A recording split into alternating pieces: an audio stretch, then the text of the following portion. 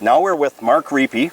Mark is the agronomist for the Perm Potato Farm, also Wadena. Yep. You told me? Yep, also Wadena. So what does your job entail? Well, basically, I visit the fields on a weekly basis and scout for diseases, insects, weeds, crop stages, general growth, see how things are progressing, and then take the information I get there and schedule spraying with the helicopters and fertilizer in the spring before planting, fertilizer in the fall before fall tillage, that kind of thing. The spraying is for what? Mostly for diseases. There's several 10 to 20 diseases that can ruin a potato crop, and they're a very finicky crop. So we have to be pretty intense about our protectant with our fungicides. And that ties in with the crop rotation, I understand this. Also, yeah, crop rotation is another big deal. We don't want to plant potatoes too soon after each other because the disease in the soil will last. And by rotating to corn and beans, we can allow time for that disease to go away.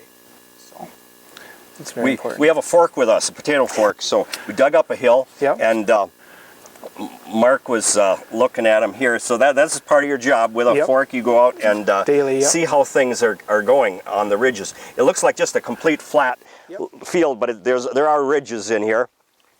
And blooming now, how does that tie in with the potato's life cycle?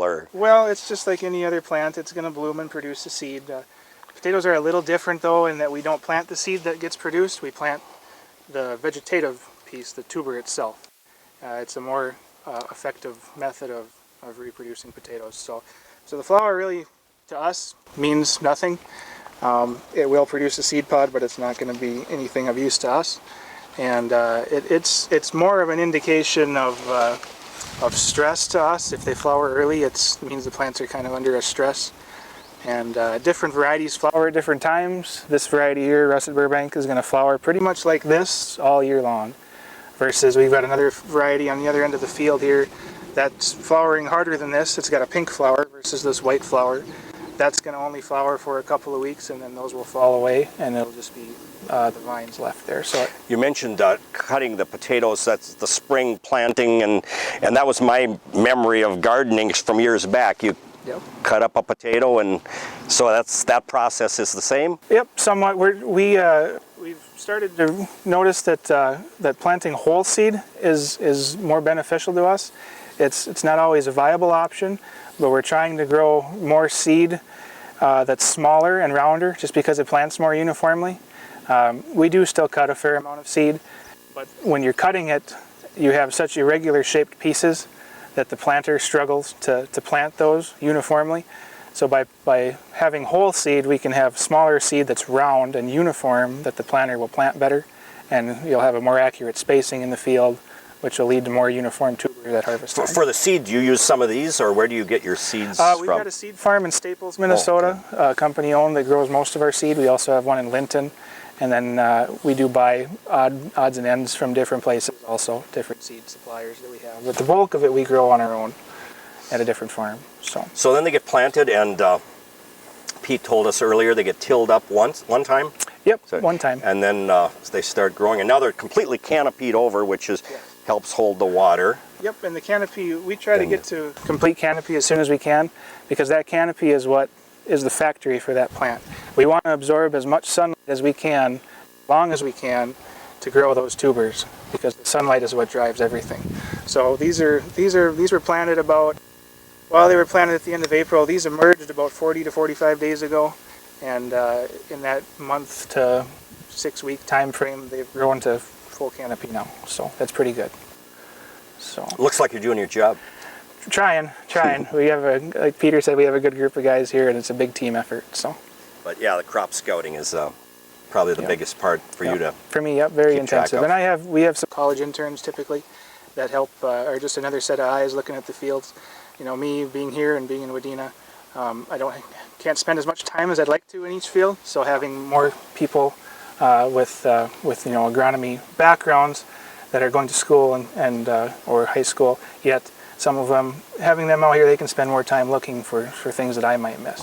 So. The ones we dug out of the ground, They're about 3 inches long. They vary in size a little bit. You'll usually get, each seed piece that we plant, which is a tuber much like this, will produce about 3 stems. We have 3 stems here. Each stem will produce about 5 potatoes. So we'll have 15 potatoes per plant, basically. This started from one chunk of potato, right? This started basically from a piece that, if it was whole seed, it looked like that. If it was cut seed, it would have been... How many stems are out on a plant? On a plant, so we've got seeds every 12 to 13 inches out here, and there's about 3 stems per plant. So there's, roughly 140, 150,000 stems per acre. Or, well, excuse me, no, tubers per acre. That's our goal, 150,000 tubers per acre at harvest time. So, but they're coming along pretty nice. This is now at this point the skins are soft. They skin off easy. Right. By harvest time that must be toughened up, or the machinery would beat them up. Right. Later in the season, we'll dry the fields out a little bit more. They won't be using quite as much water, and as the plant naturally matures, this skin will set harder. And something we've started doing to help that, if we kill the vines before harvest and let them sit for a week or two, that skin set will get even tougher, and they'll be even better to harvest. They won't bruise as easy. They won't skin as easy. Have I heard this correctly, that in the fall the drier ground is better for harvest because you don't get as much dirt? They come out cleaner? Did I hear that right? Yes and no. It can be too dry too, to the point where it dehydrates the potato.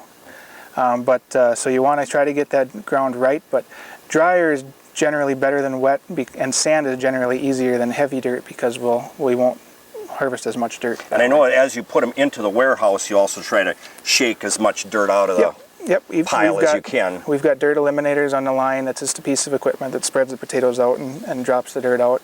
Hopefully we don't bring much into the line at that point. We try to eliminate as much with the harvesters in the field as we can. Yep, that's ideal. Then they go into the warehouse, and does the farm monitor the warehouses through, or does someone else in the company do that? It's in our team effort again there, but Terry, our warehouse manager, is pivotal in that. He's checking warehouses daily, and he does a fantastic job. So he's the main man checking them.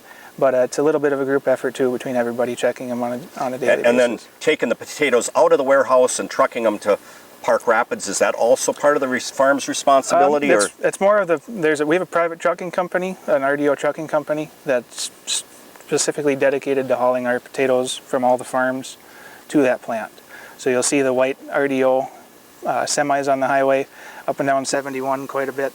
That's our trucking company that's going out to the farms and picking up potatoes to bring to Park Rapids. So. Okay. Well, thank you, Mark, for sharing this information. This is interesting stuff. Thank you. We'll see you next week on TV3, The Farm Show. We'll be at a different farm.